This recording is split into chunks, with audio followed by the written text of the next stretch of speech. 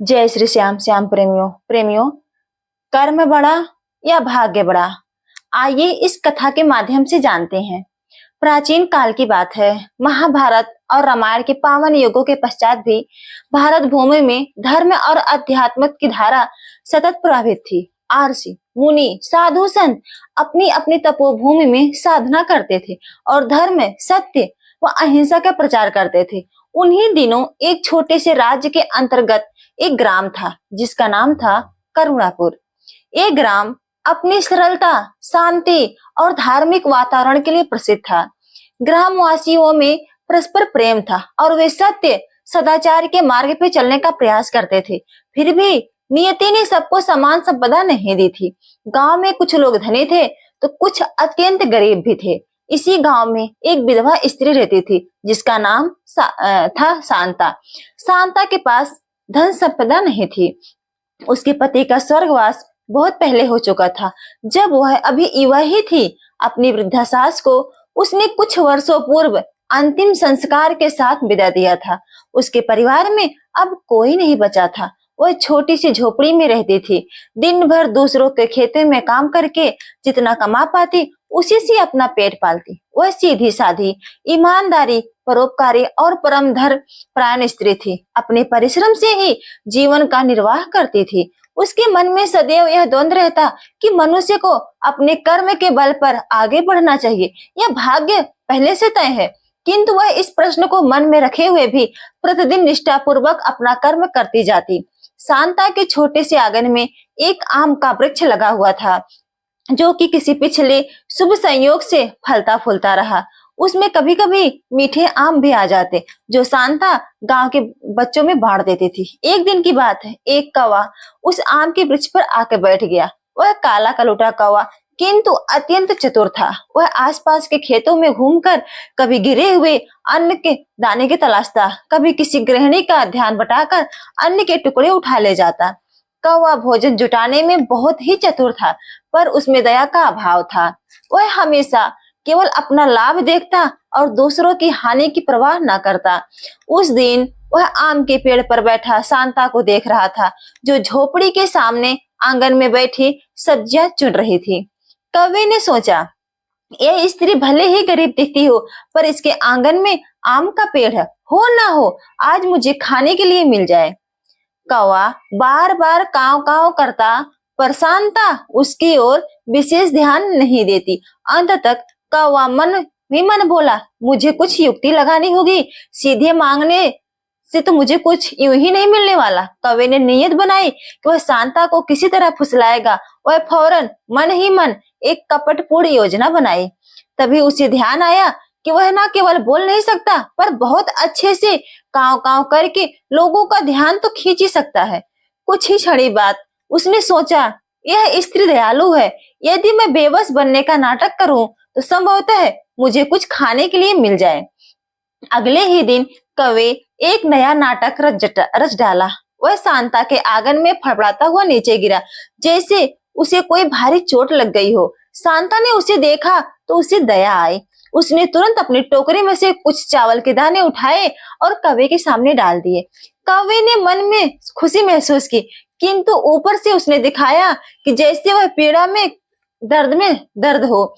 शांता ने प्रेम से कहा, मत डर, शांत हो जा, मैं कुछ तुझे और दाने देती हूँ। कौवे ने थोड़ा सा खाया और उड़ जाने का उपक्रम करने लगा, पर इस बार उसने उड़ने का बहाना भी ऐसे किया जैसे वह पूरी तरह स्वस्थ ना हो।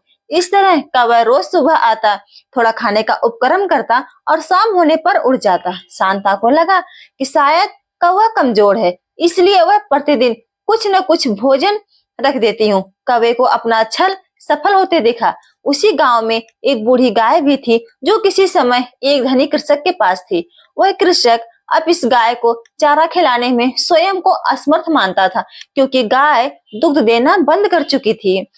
वृद्धावस्था में गाय से अब कोई व्यापारिक लाभ नहीं मिल रहा था तो कृषक ने उसे लगभग त्याग दिया। गाय पूरे गांव में इधर उधर भटकती, कहीं कूड़ा करकट में से बचा खुचा चारा ढूंढती, कहीं तालाब में से घास चरती।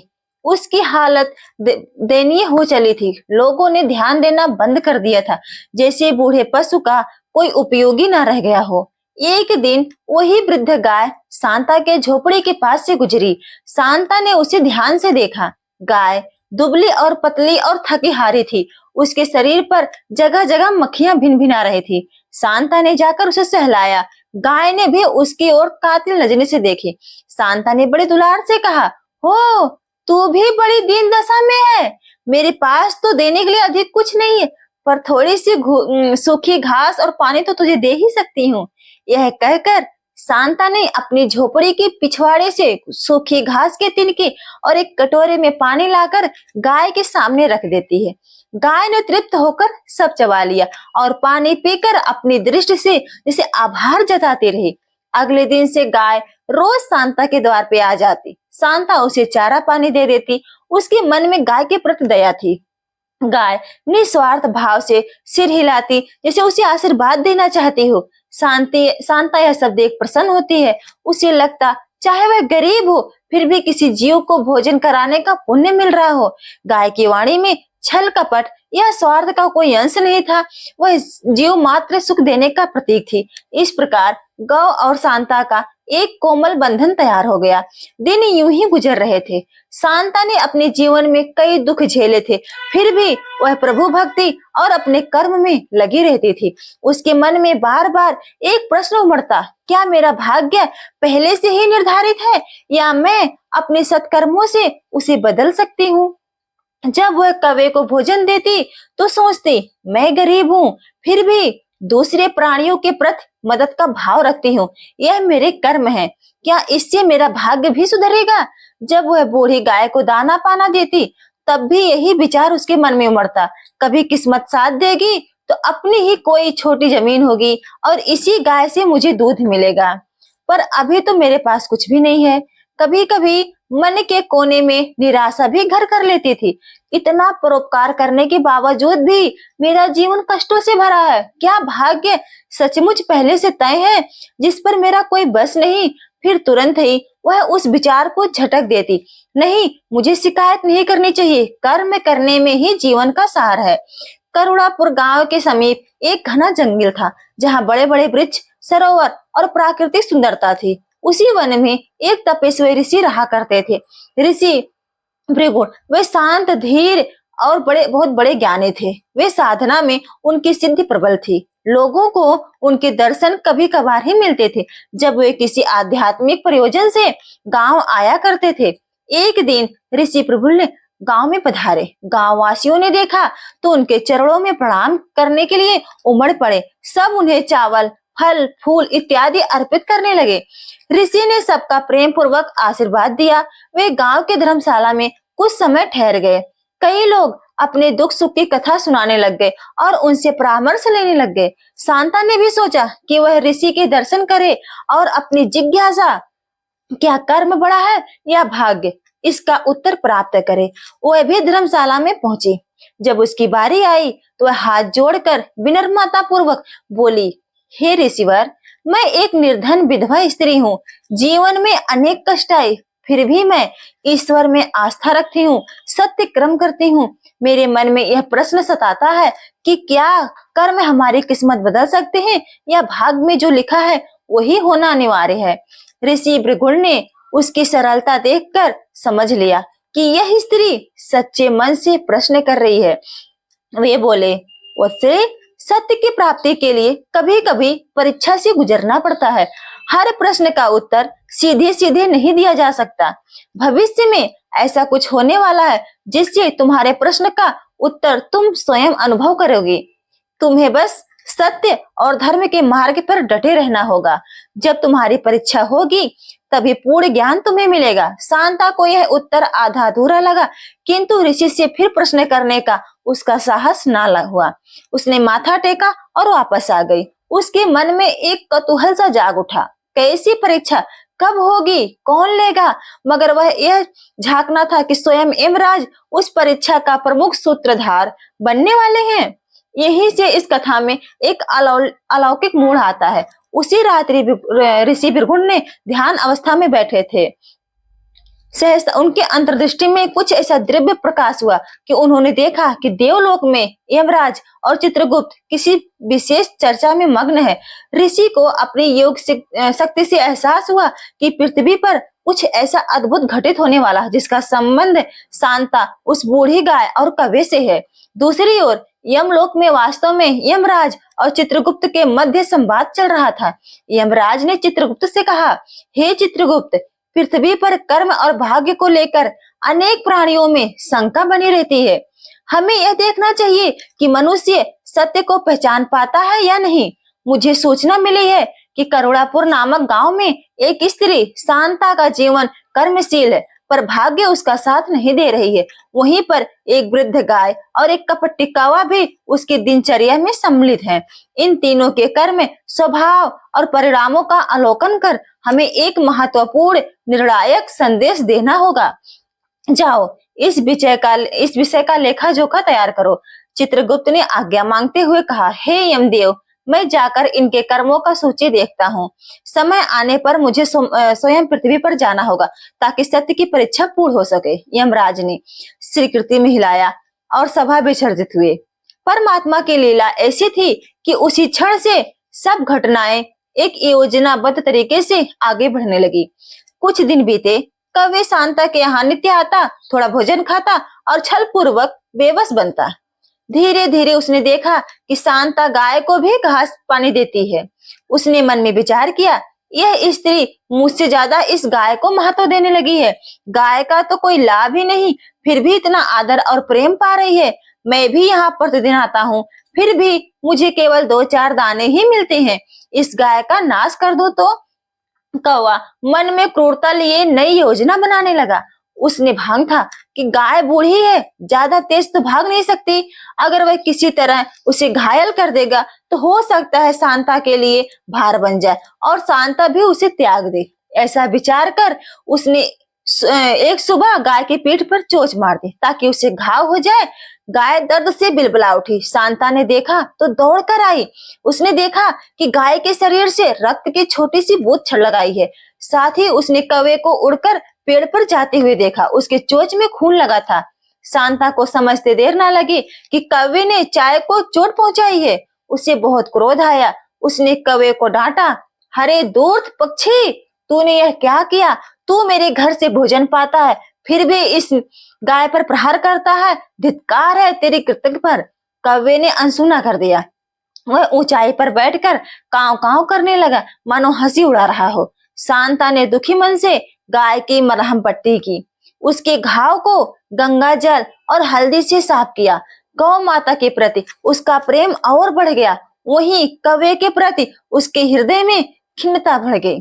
पर शांता ने कौवे को दाना डालना बंद नहीं किया। वह सोचती कि वह भी एक प्राणी है, भूखा ना रहे, मगर इसका यह अर्थ नहीं कि वह अहित करता रहे। दिन गुजरते रहे।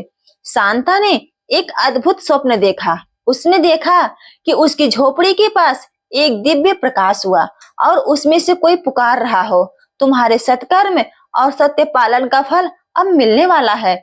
शांता जब जागी तो उसे लगा कि कोई ईश्वरी संकेत था। उसी दिन प्रातः उसने देखा कि गांव के सरपंच के घर कोई मांगलिक उत्सव है और बड़े पैमाने पर प्रसाद का वितरण होगा।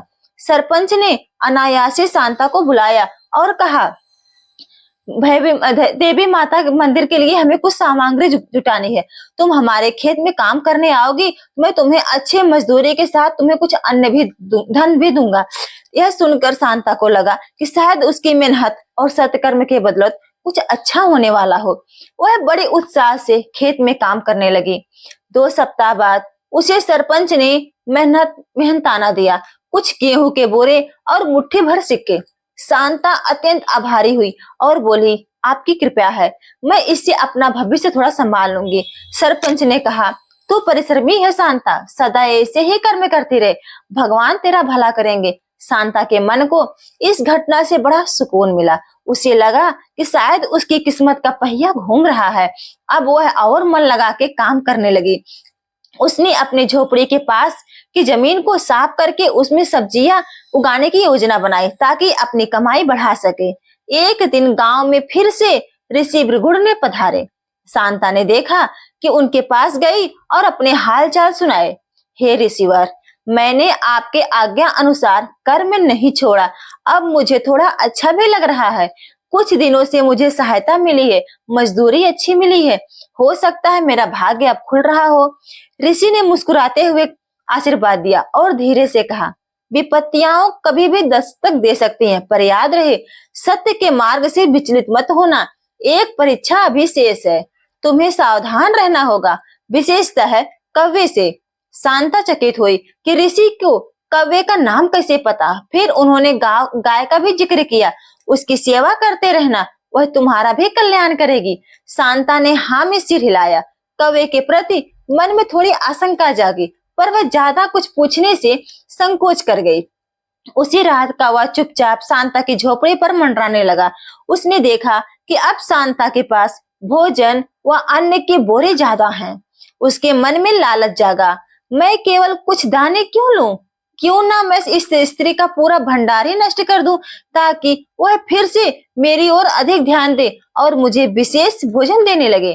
कौवे की बुद्धि विकृत होने लगी थी। वह समझ नहीं पा रहा था कि शांता के पास अन्न नष्ट हो जाने से उसे खुद भी खाने को कम मिलेगा। दुर्भावना मनुष्य को ही नहीं, किसी भी जीव को सत्य पथ से हटा सकती है। अगले दिन कौवा गाय की ओर फिर लपका। इस बार उसने गाय के आंख के पास चोंच मारने का प्रयास किया, जिससे गाय गंभीर रूप से घायल हो जाती, पर गाय ने समय रहते ही अपना मुंह हिला दिया, जिससे कौवा चूक गया। फिर भी उसकी चोंच गाय के सींग से टकराई और उसे क्षणिक पीड़ा हुई। गाय के हिलने पर कौवा गिरते गिरते बचा। शांता ने दृश्य देख लिया और कौवे को चिल्लाकर भगाई। वह समझ गई कि कौवा अब सीधे सीधे विष फैलाने पर उतारू है। उसने गाय को संभाला, पुचकारा और क्रोध में भरी बोली, तेरा स्वभाव पूरा बिगड़ चुका है। हे काले कौवे, फिर भी मैं तुझे दाना पानी बंद नहीं करूंगी, पर यदि अगर तुमने दोबारा ऐसा किया तो तुझे दंड मिलेगा। कौवे ने करकर स्वर में काव काव किया, मानो कह रहा हो कि वह कुछ भी करने से बाज नहीं आएगा। उस रात उसने नए षड्यंत्र की योजना बनाई, शांता के आंगन में बड़े सूखे के घास के ढेर में आग लगवा देने की। उसे लगा कि जब आग लगेगी तो गाय डरकर भाग जाएगी या जल जाएगी। शांता को भी बहुत नुकसान होगा। समय आ गया था जब यमराज और चित्रगुप्त पृथ्वी पर प्रकट होकर साक्षात देखना चाहते थे कि किसका कर्म क्या परिणाम लाता है। एक अर्धरात्रि में जब शांता गहरी नींद में थी तो अचानक उसके आंगन में आग की लपटें उठने लगी। कौवे ने दूर से किसी जली हुई मसाल का कोयला उठाकर लाकर घास के ढेर पर फेंक दिया। आग धधक उठी, दाएं जोर जोर से रंभाने लगी। शांता की नींद टूटी। उसने दरवाजा खोला तो देखा लपटें तेज हो रही है। वह घबराकर दौड़ी और लकड़ी की डंडे से जलती हुई घास को किनारे करने लगी। पानी लाकर आग बुझाने का प्रयास करने लगी। गाय डर के मारे पीछे हल्की। इस बीच कौवा अंधेरे में छिपकर सब देख रहा था। आंच बढ़ती जा रही थी और अकेली शांता के लिए आग बुझाना आसान नहीं था। तभी उसे लगा कि कोई विशाल आकृति वहां उपस्थित है। उस आकृति की आंखों में तेज था, गहन में नील वर्ण वस्त्र, सिर पर मुकुट और हाथ में दंड। वह कोई साधारण मनुष्य नहीं लग रहा था। शांता को तुरंत समझ आया कि ये तो यमराज हैं। उसके रोए खड़े हो गए। यमराज ने दंड उठाया और शांता के चारों ओर एक दिव्य आभा मंडल बनाकर आग को रोक दिया।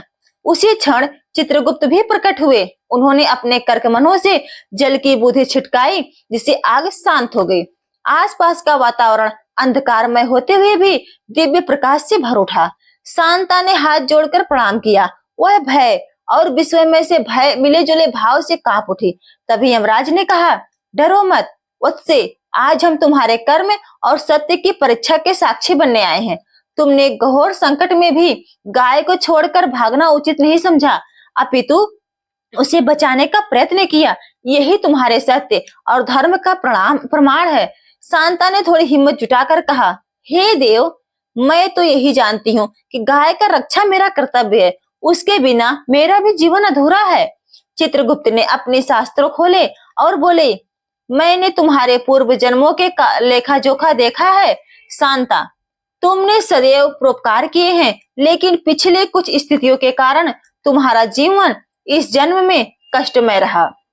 फिर भी तुमने धर्म का त्याग नहीं किया, इसीलिए तुम्हें इस जन्म में कुछ प्रतिकूल परिस्थितियों का सामना करना पड़ा। पर अब तुम्हारे सत्कर्मों का फल तुम्हें समय आया है। शांता ने आंखें नम होकर कहा, हे देव, मैंने सदैव सोचा था कि शायद मेरा भाग्य ऐसा ही है, पर मैं कर्म से पीछे नहीं हटी।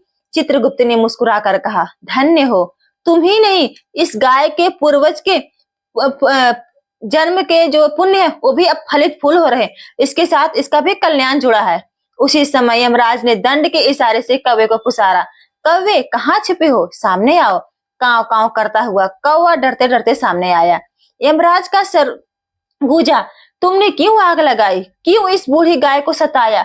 शांता ने तुम्हारी भूख मिटाई, फिर भी तुमने कृतज्ञता क्यों दिखाई? कौवा कांपते हुए बोला, हे यमदेव, मैंने लोभ भवश ऐसा किया, मुझे अपनी दुष्टता पर पश्चाताप है, पर मैं अब क्या करूं? यमराज ने भीषण गर्जना की, पश्चाताप तो बहुत देर बाद कर रहे हो। दूसरों को सताकर स्वार्थ साधने की प्रवृत्ति से तुमने अपना भविष्य अंधकारमय कर लिया है। अब तुम्हें भी अपने कर्मों का फल भोगना होगा। आकाश में दिव्य प्रकाश और नाग गुंजायमान हो गया। उसी क्षण ऋषि भृगु भी वहां प्रकट हुए, जैसे कि वे इस घड़ी के लिए पहले से ही सजग थे। वे यमराज और चित्रगुप्त को प्रणाम करके बोले, हे देवगण, यह वही क्षण है जिसका संकेत आपने स्वप्न में मुझे दिया था। शांता के मन में कर्म व भाग्य को लेकर जो प्रश्न था उसका उत्तर आज प्रत्यक्ष मिल गया है। यमराज ने सहमति में सिर हिलाया और बोले, हाँ, शांता के सत्कर्मों ने उसके दुर्भाग्य को पराजित कर दिया है। भाग्य निसंदेह है, परंतु कर्म उसे परिवर्तित भी कर सकते हैं, और सत्य के मार्ग पर चलने वाले को चाहे देर से ही सही पर विजय अवश्य मिलती है। तभी शांता ने हाथ जोड़कर कहा, हे देव, आपका अनुग्रह मुझे मिला, पर मुझे कहना है कि यह गाय मेरा परिवार है। मैं चाहती हूँ कि इसकी मैं सेवा करूं और इसके जीवन को सुखमय बनाऊं। यमराज ने प्रसन्न होकर कहा, तुम्हारे इस ऊंचे विचार को मैं आशीर्वाद देता हूँ। कल प्रातःकाल तुम्हें इस गाय के संबंध में एक शुभ समाचार मिलेगा, उसी से तुम्हारा जीवन यापन सुगम होगा। शांता ने कृतज्ञता झापित की। फिर ऋषि ने मधुरवाणी में कहा, शांता, यही सत्य की परीक्षा थी। ये संकट आने पर तुम स्वार्थ में गाय को छोड़ देती हो या उसका साथ देती हो।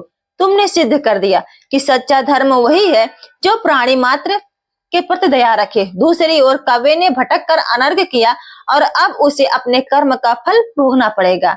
यमराज ने कौवे की ओर कठोर दृष्टि डाली और कहा, कौवे, तुम्हारा दंड यही है कि तुम आज से अपनी चतुराई के अभिमान से वंचित हो जाओगे। तुम अब जहां भी जाओगे लोग तुम्हें अपशकुन मानेंगे, तुम्हारी कांव कांव को शुभ नहीं माना जाएगा, और यदि फिर भी तुम मनुष्य को हानि पहुंचाओगे तो तुम्हारी आयु और सुख शांति कम हो जाएगी। यही तुम्हारे कर्मों का प्रतिफल है। कौवा कांप उठा। उसने पश्चाताते हुए कहा, मैं अब आगे ऐसा कभी कार्य नहीं करूंगा, मुझे क्षमा कर दो। यमराज ने उत्तर दिया, ईश्वर की कृपा अपार है। पश्चाताप सच्चा हो तो भविष्यता भी बदल सकती है। तुम भी चाहो तो प्रयासित स्वरूप दूसरे प्राणियों की सहायता कर सकते हो, तभी तुम्हारा भविष्य सुधरेगा। अगले दिन प्रातः गांव के धनी किसान, जिनके पास अच्छी खासी जमीन थी, वे शांता के घर आए। उन्होंने बताया कि हमें मालूम हुआ है कि तुम्हारे पास एक बूढ़ी गाय है, जो वास्तव में हमारी खोई हुई गाय है। यह वर्षों पहले घर से भटक गई थी, हमें इसकी तलाश थी। हमने इसकी वंशावली देखी, यह गौवंश बहुत ही पुण्यमयी है। हम इसे वापस लेना चाहते हैं, पर यदि अगर तुम सहमत हो तो हम तुम्हें इसकी देखभाल करने के लिए एक बड़ी राशि देंगे, साथ ही तुम्हारे लिए एक अस्थायी काम का प्रबंध कर लेंगे। गाय का स्वास्थ्य सुधारने के लिए हमें इसकी चिकित्सा करवानी होगी, लेकिन तुम भी इसके साथ रहो, इसकी सेवा करो। शांता को आश्चर्य हुआ कि उसे गाय से अलग गवारा नहीं था, पर किसान ने स्पष्ट किया कि हम तुम्हें अलग नहीं किया, बस चाहते हैं कि हमारे पास चलते चलते तुम इसका ध्यान भी रखो। बदले में हम तुम्हें जमीन का एक टुकड़ा भी देंगे, जहां तुम खेती कर सकोगी और अपना जीवन सुधार सकोगी।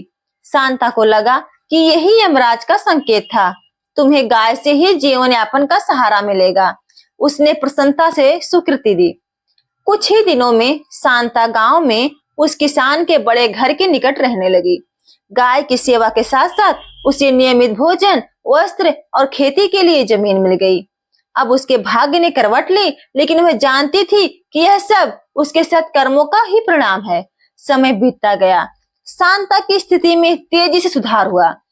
उसके पास अब न सिर्फ खुद की खेती थी, बल्कि वह गाय के सहारे दूध, दही जैसे उत्पाद से भी जीविका कमाने लगी।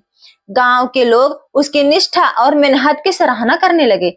वह उन सब की सहायता करती जो आवश्यकता में होते। उसका भाग्य अब खुल चुका था, पर उसने कभी अभिमान नहीं किया। उसे ऋषि भृगु के वचन याद रहे, परीक्षा के क्षण में सत्य से डिगना नहीं चाहिए। कौवा भी आसपास मंडराता दिखता, पर अब वह कभी शांता से भोजन के दाने चुराकर नहीं ले जाता, बल्कि दूरी बनाकर रहता। समय के साथ उसका स्वभाव कुछ बदला सा प्रतीत हुआ। वह दूसरों के अहित से बचने लगा। यद्यपि ग्रामवासी अभी भी उसे अपशकुन मानकर दूर ही भगाते थे, पर कौवा मन ही मन समझ चुका था कि यदि वह अच्छा करेगा तो शायद आगामी समय में उसका कर्म फल बदलेगा। इस प्रकार यमराज के प्रत्यक्ष दर्शन ने सब कुछ स्पष्ट कर दिया कि भाग्य कोई पत्थर का लकीर नहीं होती। मनुष्य के कर्म ही अंतिम निर्णय करते हैं कि उसका भविष्य कैसा होगा।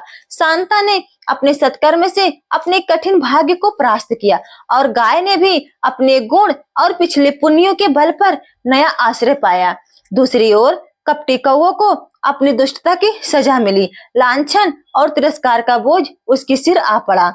शांता ने अंततः समझ लिया कि कर्म बड़ा या भाग्य बड़ा, इसका सही उत्तर यही है कि निस्संदेह ही कर्म ही भाग्य को आकार देता है। भाग्य मानव जीवन का प्राधिक के रूप में मौजूद हो सकता है, लेकिन सत्कर्म, परोपकार, सत्य पालन से उस प्रारब्ध में भी परिवर्तन संभव है।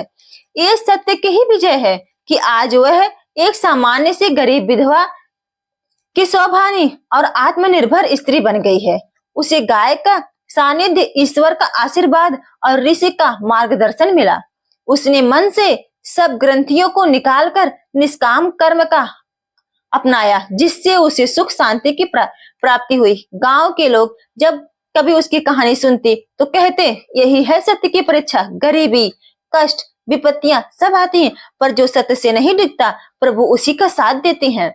इस घटना के बाद करोड़ापुर गांव में एक नई लहर चली।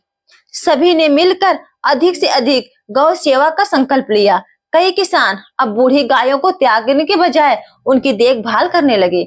शांता ने सामने आम के वृक्ष के नीचे एक छोटा सा मंदिर बनवा दिया, जहां वह प्रातः गौ माता को प्रणाम करती और फिर अपने खेत पर काम करने जाती। उस मंदिर के शिवालय पर संस्कृत का एक छोटा सा वाक्य अंकित था, सत्यम ही परम तत्व, अर्थात सत्य ही परम तत्व है। ये वाक्य उसे हर रोज स्मरण दिलाता कि सत्य का मार्ग कठिन अवश्य है, परंतु वही परम कल्याणकारी है। सत्य की परीक्षा विपत्तियों के समय में मनुष्य का समय सत्य या असत्य व्यवहार ही उसकी वास्तविक परीक्षा होती है। शांता ने गाय को संकट में नहीं छोड़ा, अतः वह सत्य के मार्ग पर विजयी हुई। कर्म में बड़ा भाग्य, प्रारब्ध भाग्य अवश्य, किंतु कर्म से उसका स्वरूप परिवर्तित किया जा सकता है। शांता के सत्कर्मों से उसका कठिन भाग्य मोक्ष की ओर मुड़ गया, जबकि कौवे के दुष्कर्म ने उसे तिरस्कार का भागी बनाया। दया और परोपकार, किसी भी जीव के प्रति दया और प्रेम में ईश्वर का वास है। शांता ने गरीब होते हुए भी गाय की सेवा की, इसीलिए उसकी किस्मत बदलने में महत्वपूर्ण भूमिका निभाई। पश्चाताप और सुधार, कौवे को दंड मिला, पर यमराज ने भी उसे एक राह दिखाई। सच्चा पश्चाताप करो, अच्छे कर्मों से भविष्य सुधर सकता है।